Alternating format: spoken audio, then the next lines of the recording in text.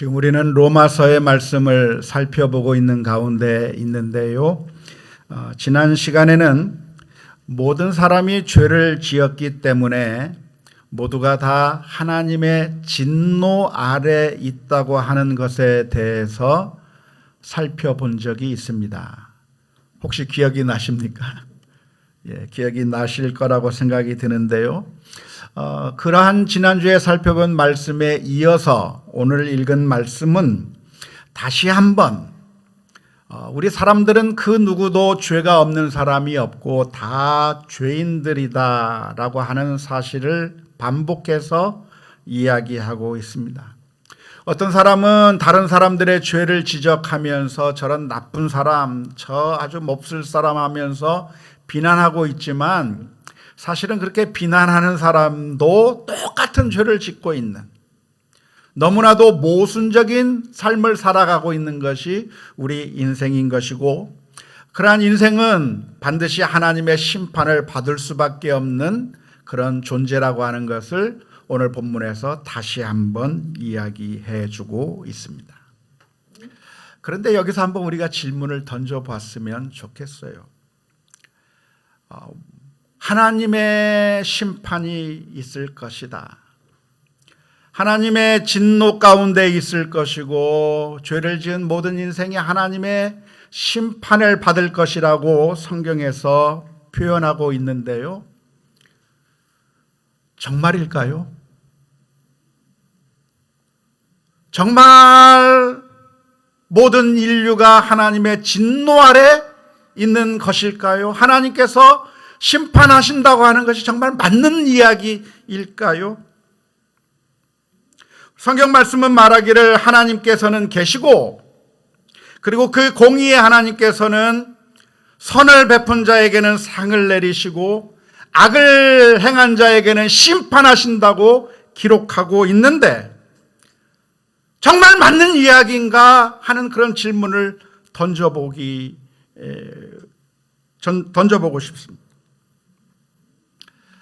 최근에 넷플릭스라고 하는 곳에서 한국 드라마가 또다시 출시가 되었는데요. 연상호 감독이 만든 지옥이라고 하는 영화가 출시되어서 지난번에 나왔던 오징어 게임에 이어서 또다시 1위를 차지하는 기염을 토했다고 하는 뉴스를 아마 혹시 들어보셨을까라고 생각을 합니다.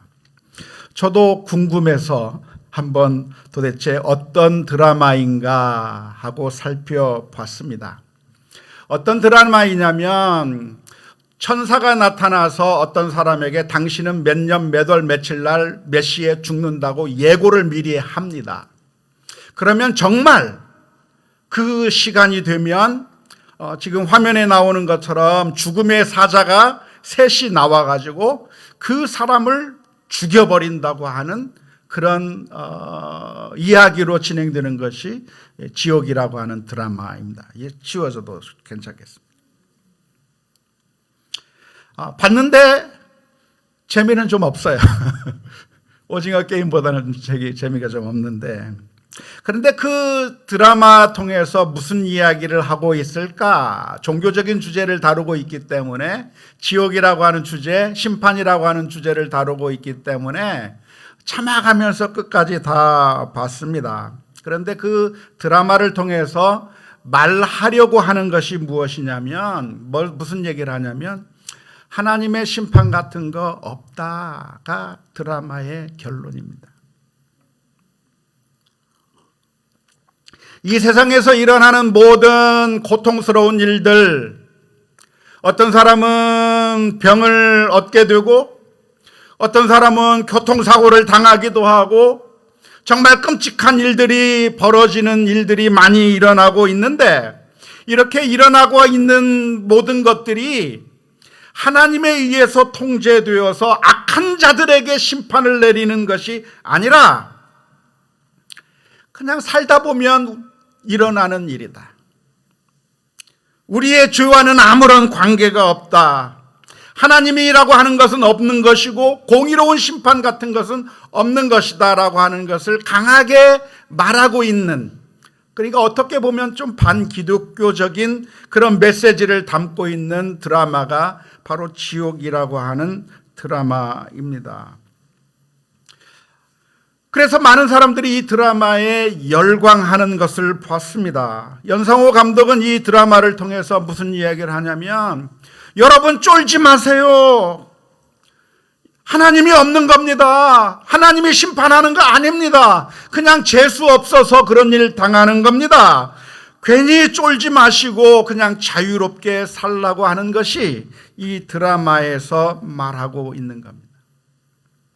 많은 사람들이 생각하기를 하나님이 계시는가, 심판하시는 하나님, 공의로운 하나님이 계시는가 계시지 않는가라고 하는 그 질문에 대해서 우리 크리스찬들이야 하나님이 계시다고 하는 것을 믿지만, 대부분의 많은 사람들이 하나님이 계시지 않을 거라고 생각하게 만드는 이유가 무엇일까요? 왜 불신자들은 하나님이 없다고 생각하고 하나님의 심판이라고 하는 것은 그런 건 없다고 주장하는 이유가 무엇이겠습니까? 그것은 이 세상을 바라볼 때 이 세상이 엉망진창으로 돌아가기 때문에 그렇습니다. 만일 선하신 하나님, 그리고 공의로우신 하나님, 전능하신 하나님이 계시다고 한다면, 그러면 악한 사람에게는 심판을 내리시고, 그리고 선한 사람들에게는 보상을 해주는, 그래서 정말 이 세상이 참 공의롭게 돌아가고 하나님이 계신 것처럼 통치자가 있어서 그 통치자의 뜻대로 정말 잘 돌아가면 하나님이 계시구나라고 하는 것을 알 텐데, 이 세상이 돌아가는 것이 엉망진창으로 돌아가기 때문에 하나님이 없는 것이 아니겠는가, 하나님의 심판이라고 하는 것은 없는 것이 아니겠는가라고 하는 그런 추측을 하게 만드는 겁니다. 우리나라 같은 경우는 안전한 나라입니다. 길거리를 걸어 다녀도 안전하고 우리가 생활하는데 전혀 두려움이 없습니다. 왜냐하면 우리나라에는 공권력이 살아있어서, 경찰력이 뻗치고 있어서 악한 사람들이 마음껏 활개를 치지 못하는 것이죠. 하지만 저 개발도상국에 가면, 정말 낙후된 나라에 가면 마치 정부가 없는 것 같아요. 깡패가 온갖 나쁜 짓을 하고 있어도, 마약단체가 그렇게 나쁜 짓을 하고 있어도 전혀 공권력이 미치지 못하는, 그래서 마치 무정부 상태와 같은 그런 나라들이 있는데, 그런 나라에 가면 이런 나라에는 정부가 제대로 돌아가지 않고 있구나라고 사람들이 느끼게 되는 것처럼, 어쩌면 이 세상, 이 온 세상을 가만히 생각해 보면 하나님께서 그 하나님의 공권력을 발휘해서 정의를 바로잡고 악한 자는 심판하고 선을 행한 자에게는 상을 내리시는 그런 하나님의 통치가 이루어진다면 하나님이 계시겠구나라고 생각하겠는데, 근데 우리의 현실을 바라보면 그렇지 않은 경우가 너무나도 많다는 겁니다. 악을 행한 사람, 정말 파렴치한 사람은 아무런 고통을 당하지 않고 떵떵거리며 살다가 천수를 누리고 죽어요. 그런 일들이 벌어지고 있어요. 그런데 선을 행하는 사람, 의를 위해서 수고한 사람들, 정말 착하게 살려고 했던 사람들은 아무런 것도 누리지 못하고 고난 속에서 힘들게 살다가, 그리고 정말 억울하게 죽어가는 그런 모습들을 우리가 목도하게 되면서, 과연 하나님이 살아계신 것 맞습니까? 하나님께서 공의롭게 심판하시는 게 맞습니까? 라고 질문을 던지게 되는 것이죠. 그런 질문들에 대해서 이 지옥이라고 하는 드라마는 우리를 향해서 외치는 겁니다. 속지 마. 하나님은 없어. 하나님의 심판 같은 건 없다고 이야기하고 있는 것이죠. 이런 문제에 대해서 오늘 우리는 어떻게 생각해야 할까요? 성경은 무엇을 이야기하고 있습니까? 성경의 이야기는 아주 일관적인 대답을 우리들에게 주고 있습니다. 성경의 대답은 무엇입니까? 하나님께서는 살아 계시고 하나님께서는 악을 행한 자에게는 심판하시고 선을 행한 자에게는 상을 내리신다고 하는 것이 성경에서 가르쳐주고 있는 일관적인 메시지입니다. 오늘 읽은 로마서 2장 4절 말씀에 보면 이렇게 기록되어 있습니다. 혹 내가 하나님의 인자하심이 너를 인도하여 회개하게 하심을 알지 못하여 그의 인자하심과 용납하심과 길이 참으심이 풍성함을 멸시하느냐라고 쓰고 있습니다. 무슨 말입니까? 이 말은 지금 하나님께서 이 세상을 당장 심판하지 않는 이유가 어디에 있는가? 사람들이 죄를 짓고 악을 행하고 정말 심판을 받아 마땅한 사람들이 널려 있음에도 불구하고 하나님께서 마치 계시지 않는 것처럼 아무런 심판을 하고 있지 않는 이유가 무엇이냐면 하나님이 아무런 감정이 없는 재판관, 심판관이 아니라 사랑이 많으신 아버지이시기 때문에 우리가 회개할 것을 기다리고 또 기다리고 또 기다리신다는 거예요. 그냥 잘못했으니까 넌 불합격 처리해버리는 것이 아니라 넌 잘못했으니까 지옥하고 끝내버리는 것이 아니라 너 그러다가 망한다. 셋 할 동안에 잘 들어. 하나, 둘 하고 셋 하지 않고 둘반 그러는 거예요. 하나님께서 당장 심판하지 않는 이유가 무엇인가?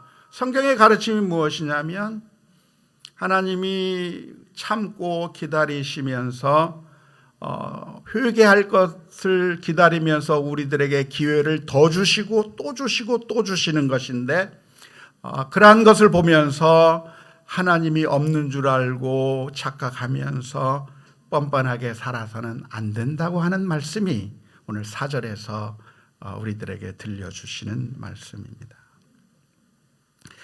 사람들은 그런 하나님을 보면서 오해하는 것이죠. 착각하는 것이죠. 내가 죄를 지어도 아무 문제 없구나.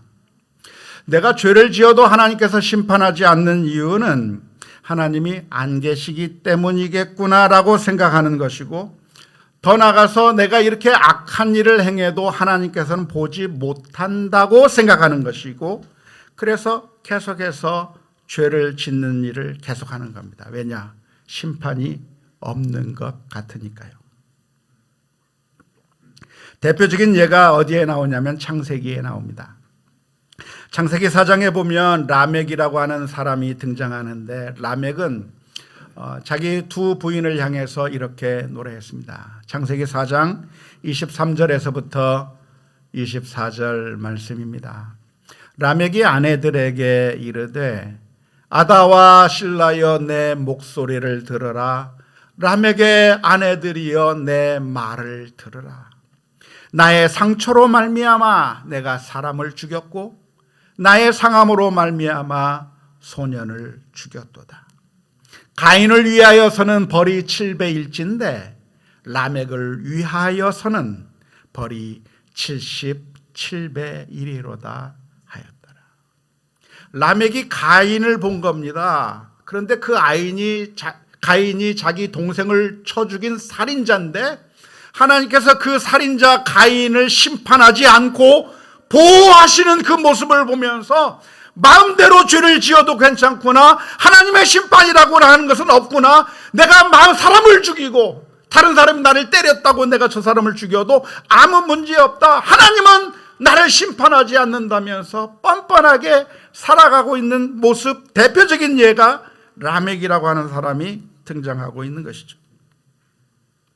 그런데 그렇게 뻔뻔한 사람이, 정말 사악한 라멕과 같은 사람이 성경에만 등장하는 것이 아니라 사실은 그 라멕과 같은 사람이 바로 우리들의 모습입니다. 우리들의 마음 가운데 내 옆에 있는 사람을 미워하는 마음이 있어요. 미워하는 것은 하나님께서 금하신 것인데, 그 것인데, 미워하면서도 죄책감이 없어요. 하나님께서 지금 당장 심판하지 않으니까 괜찮은가 보다, 미워해도 괜찮은가 보다 하면서 계속 미워하며 살아가고 있는 거죠. 신실하게 삶을 살고 있지 않으면서 마음의 두려움이 전혀 없는 거예요. 왜? 지금 당장 하나님께서 심판하지 않으니까. 주님께서는 형제를 용서하라고 하셨고 원수를 용서하라고 하셨지만 우리가 용서하지 않고 마음속에 옹졸한 마음을 가지고 살고 있으면서도 하나님 두려운 줄 모르고 살아가는 이유가 무엇이냐면 지금 당장 그것 때문에 하나님께서 심판하지 않는 것처럼 보이니까 그냥 뻔뻔하게 계속 미워하면서 계속 미워하고 마음속에 살인을 하면서 용서하지 않으면서도 괜찮은 줄 착각하며 살아가고 있는 겁니다. 슬쩍슬쩍 거짓말하고 슬쩍슬쩍 속이고 슬쩍슬쩍 내 것이 아닌 것을 내가 마음껏 편취하면서도 거리낌 없이 살아가면서 사람들 앞에서는 거룩한 척, 가장 신실한 척, 위선적인 모습을 보이는 것이 바로 저와 여러분들의 모습입니다. 그런데 그런 우리들을 향해서 드라마 지옥에서는 한술 더 떠서 우리들에게 말합니다. 괜찮아, 하나님 없어. 괜찮아, 하나님이 심판 안 해. 지금 우리가 이 세상에서 만나는 것은 그냥 어쩌다 보니까 만나는 거야. 교통사고 당했다고, 어떤 어려움이 있다고 그때마다 마음속에 좀 쫄리지. 내가 혹시 죄를 지어서 이런 것은 아닐까? 내가 오늘 신앙생활 잘 못해서 이런 건 아닐까? 그런 두려운 마음이 들 때 그것은 순 가짜야. 사이비 종교가 너희들을 착취하기 위해서 만든 거짓 프레임이니까 그 말에 속지 말고 하나님이 없다고 하는 것 그냥 믿고 나가라고 하는 것이 어쩌면 이 드라마에서 말하고 있는 내용입니다.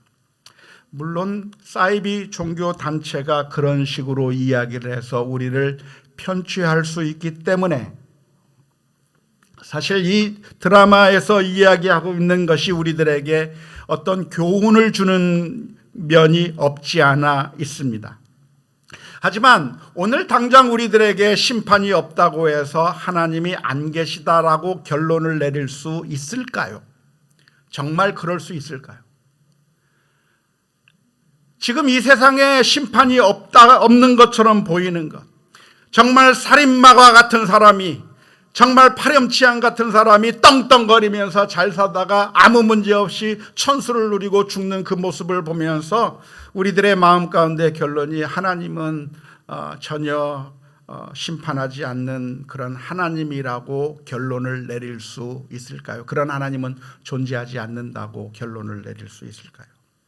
두 가지 가능성이 존재하는 겁니다. 첫 번째 가능성은 하나님이 없기 때문에 아무 일 안 일어난다고 하는 가능성입니다.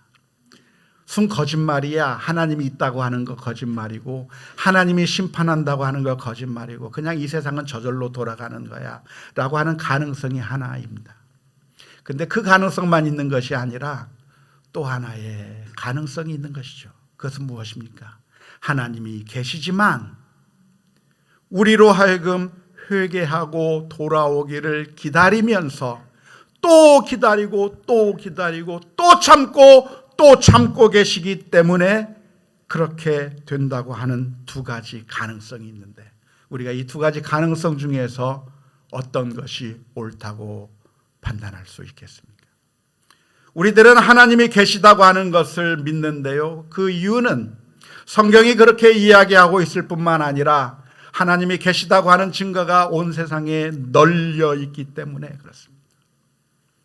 마치 어머니가 우리 집에 다녀가면 자취하고 있는 그 청년의, 자취하고 있는 어떤 학생의 집에 어머니가 다녀가게 되면 다녀갔다고 하는 말을 하지 않아도 그 증거가 방 안 구석구석에 다 있는 것처럼 하나님께서 살아계시다고 하는 증거가 온 세상에 곳곳에 넘쳐나고 있기 때문에 우리는 하나님이 계시다고 하는 사실을 믿을 수 있는 것이고 뿐만 아니라 우리들의 양심에 그 누가 가르쳐 주지 않아도 하나님의 법이 새겨져 있기 때문에 등등 여러 가지 이유를 보면 하나님께서 살아계신 것을 알 수 있을 겁니다.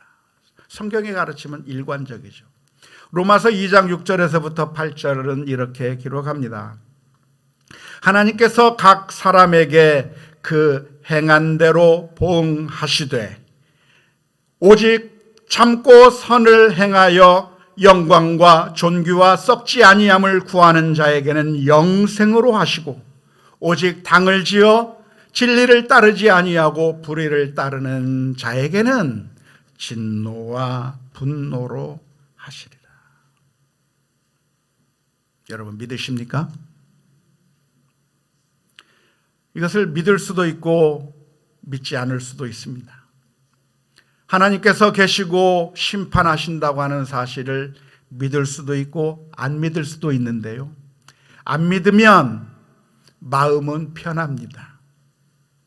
하나님이 계시다고 하는 것을 우리가 생각하지 아니하면 겁낼 것이 없습니다. 죄책감을 가질 필요도 없고 마음 편할 수 있습니다.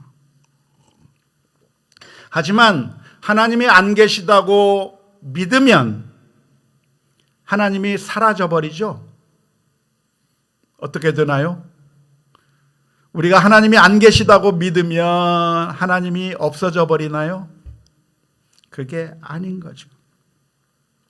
우리가 눈을 감고 보지 않으면 없어지나요? 이 세상에 고통과 슬픔이 있어서 그걸 놔두고 멀리 떠나면 그 문제가 없어지나요? 아니요. 우리가 동굴 속으로 숨어 들어가면 문제가 없어지는 게 아니에요. 있어요. 그대로 있어요. 제가 아주 어렸을 때 들었던 이야기인데 이게 사실인지 아닌지 모르겠습니다. 꿩이라고 하는 그 새를 잡으려고 하면 그렇게 별로 어렵지 않다고 해요. 꿩을 잡으러 막 쫓아가면 그 꿩이 막 도망가다가 조그만 구멍을 발견하면 머리를 팍 쳐박고 가만히 있는답니다. 자기의 머리를 구멍 속에다 집어넣으면 더 이상 사람이 보이지 않고 아무것도 보이지 않으니까 안전하다 하고 안심한다는 거예요. 그러면 쫓아가서 그냥 잡기만 하면 된대요. 사실인지 아닌지 모르겠어요. 그런데 우리 인간들이 어떤 생각을 하냐면 하나님이 없다고 생각하면 마음 편해. 하나님이 없어진 줄 알아요. 심판하신 하나님이 안 계신 줄 알아요. 그러나 성경은 그렇게 가르쳐주고 있지 않는 거죠. 저는 건강검진을 잘 안 받아 왔었는데요. 미국에 살면서 거의 병원에 가본 적이 없고 그래서 사람들이 저에게 묻습니다. 목사님은 건강상의 문제가 있나요? 없나요? 그러면 제가 자신 있게 대답합니다. 저 아무것도 없는데요. 당뇨도 없고 콜레스테롤도 없고 혈압도 없고 아무것도 없어요. 왜?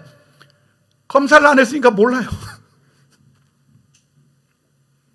그런데 검사를 안 해서 모르면 없는 게 아니고 검사를 안 해서 없는 줄 알았는데 어느 날 가보면 암이에요. 괜찮은 줄 알았는데 어느 날 가보면 당뇨예요. 검사 안 하면 마음은 편할 수 있겠지만 우리의 질병이 없어지는 것이 아니듯 우리가 하나님을 인정하지 않는다고 하면 마음이 편할지 모르겠지만 그러나 성경은 분명하게 우리를 향해서 말씀하고 계시는 줄로 믿습니다. 결국 우리의 문제가 무엇인가요? 지난 시간에도 살펴보고 오늘 말씀 가운데서도 이야기하고 있는 것이 무엇이냐면 모든 사람이 죄를 범하였다고 하는 것이 우리의 현실입니다. 거룩한 척하는 사람일지라도 사실은 그 사람이 비난하고 욕하는 그런 행위를 하고 있다고 하는 것이 우리들의 모습이에요. 거룩해 보이는 저 사람은 죄가 없을까요? 착해 보이는 저 사람은 죄가 없을까요? 이 강단 위에서 설교하는 목사는 죄가 없을까요? 그렇지 않아요. 그게 우리들의 문제이고, 그래서 결국 하나님의 진노가 우리들에게 있을 수밖에 없다고 하는 것이 우리들의 문제인데, 해결책이 무엇일까요?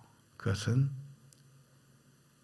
예수 그리스도밖에 해결책이 없는 줄로 믿으시기를 바랍니다. 이제 얼마 있지 아니하면 성탄절이 다가오는데요, 예수님께서 저 높고 높은 곳에서부터 낮고 천한 말구유에 내려오셔야만 했던 이유가 무엇이겠습니까? 그것은 이 세상에 그 누구도 단 한 사람도 거룩한 사람이 없고 모두가 다 죽을 수밖에 없는 죄인이기 때문에 우리를 살리시기 위해서, 우리를 위해서 자신의 목숨을 내어주기 위하여 이 세상에 오셨습니다.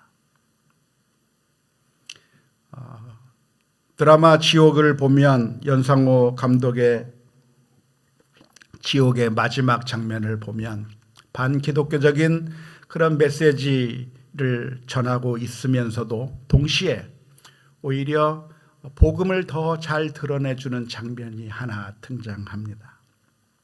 그것은 천사가 나타나서 이 사람에게 죽음을 예고하고 저 사람에게 죽음을 예고하고, 그래서 죽음의 사자들이 와서 그 사람을 죽이는 일들이 계속 벌어지고 있는 가운데, 그런데 한 아기에게 천사가 나타나 3일 뒤에 죽을 거라고 하는 예고하는 장면이 등장합니다.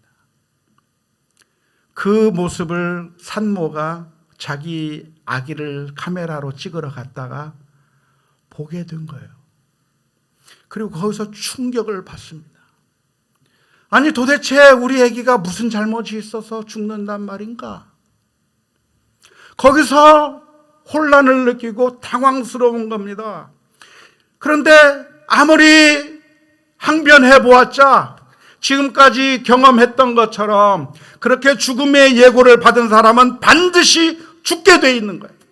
아니나 다를까 그 예고한 갓난아기가 죽을 수밖에 없는 바로 그 날 예고한 날이 됐습니다. 그래서 죽음의 사자가 셋이 막 시커먼 그 괴물들이 나타나가지고 죽음의 사자가 그 아기를 죽이려고 하는 그 장면 가운데서 엄마와 아빠가 그 아이를 꽉 껴안고 지키는 거예요. 우리 아기 데려가지 말라고, 우리 아기 죽이지 말라고 꽉 껴안는데, 그런데 어떻게 되느냐면 그 죽음의 사자가 결국 누구를 죽이냐면 엄마 아빠를 죽이고 불에 태워 죽여버리고 그 엄마 아빠의 품속에 있는 아기는 살아납니다. 저는 그 광경을 보면서 무슨 죽음의 사자가 이렇게 실수를 해. 수렁터리 드라마다라고 생각을 했는데, 근데 그게 바로 우리가 갈망할 수밖에 없는 거예요. 그 아기를 죽일 수 없어서 그 부모가 자신의 목숨을 내어놓으면서까지 살리는 그 장면을 보면서 저게 부모의 사랑이구나. 그런데 우리는 부모가 사랑을 해도 살리기보다는 죽일 때가 더 많아요.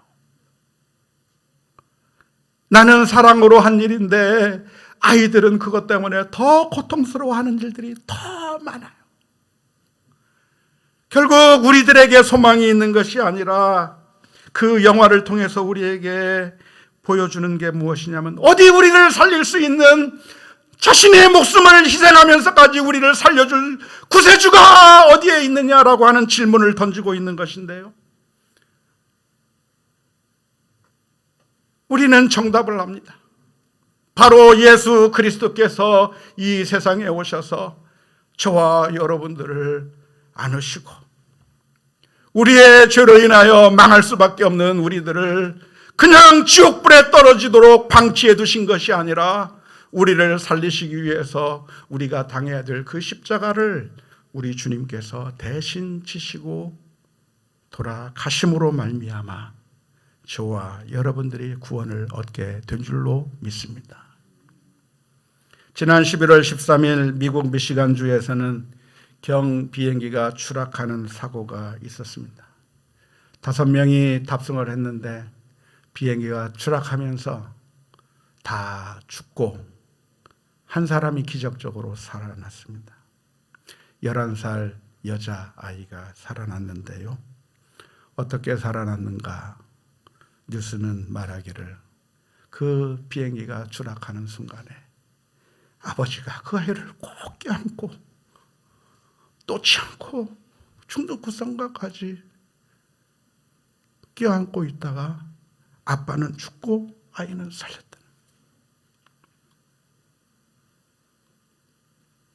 오늘 우리들의 삶은 마치 죽음의 예고를 받은 아기처럼 우리는 우리의 죄로 인하여 영원히 심판받을 수밖에 없는 사람들입니다.